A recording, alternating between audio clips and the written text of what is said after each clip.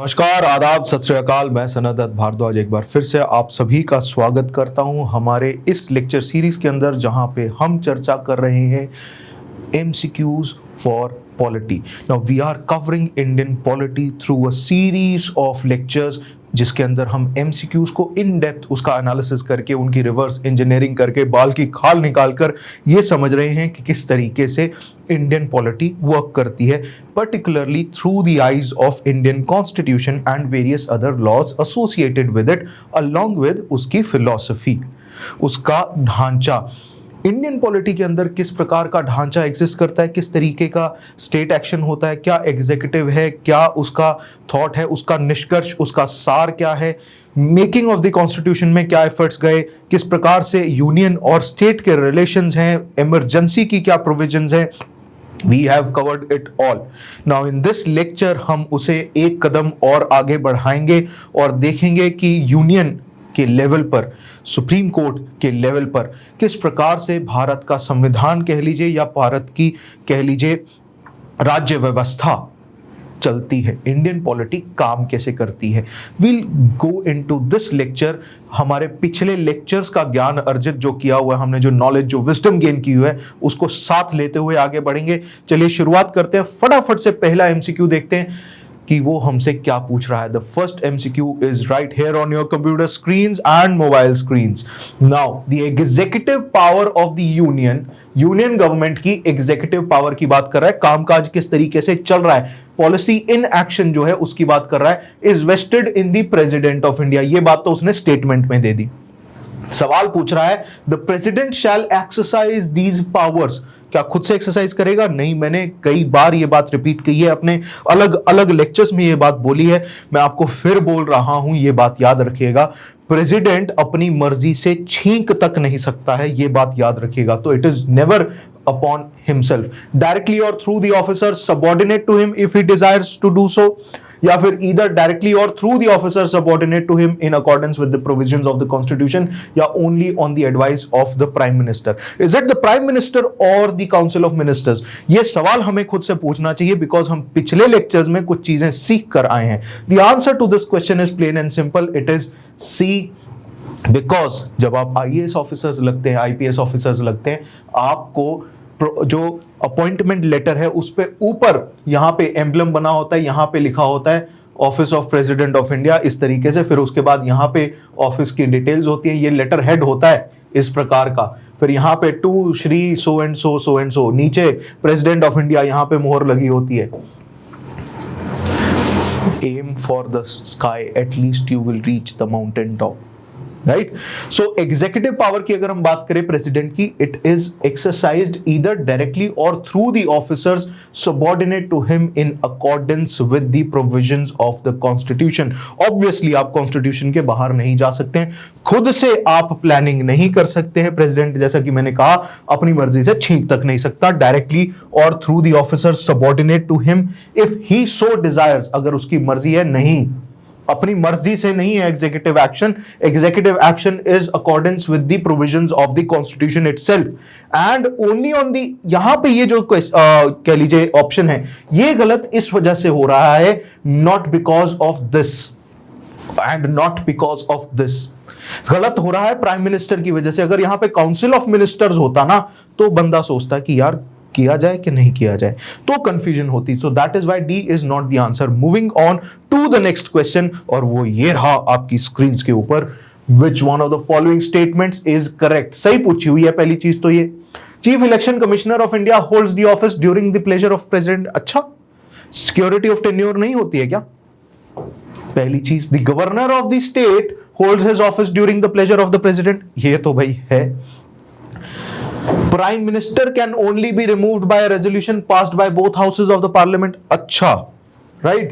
The Speaker of the Lok Sabha can be removed at the pleasure of the President. अच्छा, right? So the answer to this question is basically B, जहां पे governor ही सिर्फ pleasure of the president के हिसाब से रहता है। Speaker को प्रेसिडेंट एज सच ऐसे नहीं रिमूव करता। स्पीकर को रिमूव करने का process is somewhat similar to removing और रादर इंपीचमेंट ऑफ वेरियस जजेस ऑफ सुप्रीम कोर्ट। ये बहुत ही लेंदी कंबरसम प्रोसेस है, ये प्रोसेस आपने देखा हुआ है, it is a very lengthy and cumbersome process. Speaker की पावर्स बहुत हैं, there are so many parliamentary committees जिसका वो चेयरमैन या तो होता है या फिर वो चेयरमैन नियुक्त करता है, और वो एक तरीके का सेफ गार्ड मैकेनिज्म है। Secondly, speaker is also a member of various committees, search committees और सिलेक्शन कमिटीज, जो या लोकपाल बनाती हैं, लोकायुक्त बनाती हैं। इसकी प्रेजेंस बहुत इंपॉर्टेंट है भारत के राज्य व्यवस्था के अंदर, इंडियन पॉलिटी के अंदर। He is a prominent personality, this position is really important, और स्पीकर का ही डिसीजन फाइनल हो जाता है, subject to judicial review of course as far as disqualifications are concerned. So that is why it is not during the pleasure of the president, because ये एक executive post नहीं है, ये एक legislative post है। इसके पास एग्जीक्यूटिव पावर्स हो सकती हैं कि रूल्स वगैरह जो है, कंडक्ट ऑफ हाउस है, उसको कैसे करना है, वो सारी चीजें, लेकिन लेजिस्लेटिव पोस्ट है, ये से याद रखिएगा। फिर प्राइम मिनिस्टर की अगर हम बात करें, प्राइम मिनिस्टर को रिमूवल का तो प्रोसेस ही अलग है, तो वो both houses of the parliament से नहीं लिंक्ड है। Then as far as chief election commissioner is concern, उसकी again security of tenure exist करती है। Moving on to the next question, अब पूछ रहा है which of the following is not correct. जैसे कि मैंने पिछले लेक्चर्स में कहा था, नॉट को तो ना इस तरीके से गांठ बांध के अंडरलाइन कर दीजिए ताकि आपको ध्यान से दिखता रहे जब भी आप क्वेश्चन को विजिट या रिविजिट करें। लेट्स रीड दी ऑप्शंस, जो कि ये रहे आपकी स्क्रीन के ऊपर। अब की बार नहीं बोला था, बोल देते हैं, अब की बार ये वाला सवाल। There shall be a council of ministers headed by a prime minister to aid and advise the president, who shall act in accordance with such advice. ठीक है, नॉट करेक्ट पूछा है। चलिए, president may require the council of ministers to reconsider such advice. President कह सकता है क्या कि आप दोबारा देख लो यार। President need not act in accordance with the advice tendered after such reconsideration. The president shall act in accordance with the advice tendered after such reconsideration. The answer to this question is plain and simple, लेकिन इसको discuss अभी के अभी करते हैं। He will have to act in accordance with the reconsidered advice. जब आपने एक बार कह दिया मुझे कि आप रिकंसिडर कीजिए, सर थोड़ा सा देख लो, एक बार देख लो, प्लीज देख लो, और मैं रिकंसिडर करता हूं और मैं आपको कहता हूं कि नहीं ऐसे ही करना है, तो आपको मेरी बात माननी पड़ेगी, ऐसे नहीं चलेगा। बिकॉज प्रेसिडेंट क्या नहीं कर सकता है, अपनी मर्जी से छींक तक नहीं सकता है। तो अगर छींक आ रही है तो आप ऐसे तो कर लेंगे, रिकंसिडर कर लेंगे, लेकिन आफ्टर रिकंसिडरेशन जब छींक आती है तो आप उसको रोके या नहीं, क्योंकि सेहत के लिए हानिकारक हो सकता है। ऐसे ही याद रखिएगा इस चीज को। So C is the wrong option here, not correct पूछा हुआ था। This is not correct, B is correct, A is correct and D is correct. ये मैं आपको ऑलरेडी एक्सप्लेन कर चुका हूं। काउंसिल ऑफ मिनिस्टर जो हैं वो एड एंड एडवाइस से रिलेटेड रखे गए हैं, जो कि प्रेसिडेंट को सलाह देते हैं on various matters, and president हर चीज में उनकी सलाह मानता है। अब ये चीज समझिए कि प्रेसिडेंट की भी तो पोजीशन है, he is the head of the union, तो उस वजह से उसको ये अथॉरिटी दी गई है कि भैया आप रिकंसिडरेशन के लिए कह सकते हैं। But then India is a republic which is being run by elected representatives, and that is why after such reconsideration कोई भी advice अगर आता है तो president shall have to act on that advice only. Moving on to the next question, जो कि ये रहा आपकी स्क्रीन के ऊपर, in which one of the following cases the president is not bound by the aid and advice of the Union Council of Ministers. तो अब एक anomaly आ गई है, वो इन ऑप्शंस के जरिए आपको ढूंढनी है।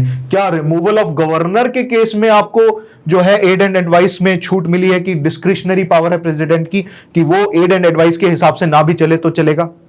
या फिर in deciding the question whether a member of Lok Sabha has become disqualified to continue as a member, या फिर while exercising the power to grant pardon, कि किसी को माफ करना है, किसी को पार्डन देनी है, तो क्या प्रेसिडेंट की पावर जो ये डिस्क्रिशनरी पावर है, इसमें क्या उसे एड एंड एडवाइस की जरूरत नहीं है? या फिर dismissing a civil servant without any inquiry. अभी रिसेंटली अगर बताएं तो सरकार ने बहुत सारे आईएएस ऑफिसर्स को जो है जबरदस्ती रिटायर किया है because they were non functioning. So the answer to this question is a very important fact, and that pertains to disqualification of members of Lok Sabha. सो लोकसभा के मेंबर्स को अगर आप डिस्क्वालीफाई करते हैं और प्रेसिडेंट का डिसीजन जो है वो पेंडिंग है, तो president can act independent of the aid and advice of the union council of ministers, क्योंकि यहां पे बायस नहीं चाहिए अपने को। डिस्क्वालिफिकेशन के मैटर्स में हमें बायसनेस नहीं चाहिए, हमें चाहिए एक फ्रीली कंडक्टिंग, कह लीजिए, decision. President shall not be bound.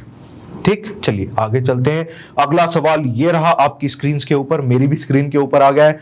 Money can be advanced out of the contingency. ये कंसोलिडेटेड नहीं लिखा, ये कंटिंजेंसी लिखा है। पहली तो ये चीज अगर यहां पे आपने गलती कर दी तो यहां आप गलती कर देंगे, इसलिए एक चीज का खास ख्याल रखना है। टू मीट अनफोर्सीन एक्सपेंडिचर्स, अब ये होता है through executive action. Legislative action नहीं हो सकता, इसके लिए अप्रोप्रिएशन एक्ट की जरूरत नहीं होती है, एग्जीक्यूटिव एक्शन से होता है। So the answer to this question is, क्या ये फाइनेंस मिनिस्टर करता है, प्राइम मिनिस्टर करता है, प्रेसिडेंट करता है, पार्लियामेंट तो नहीं करता है। Answer to this question is the president. ठीक है जी।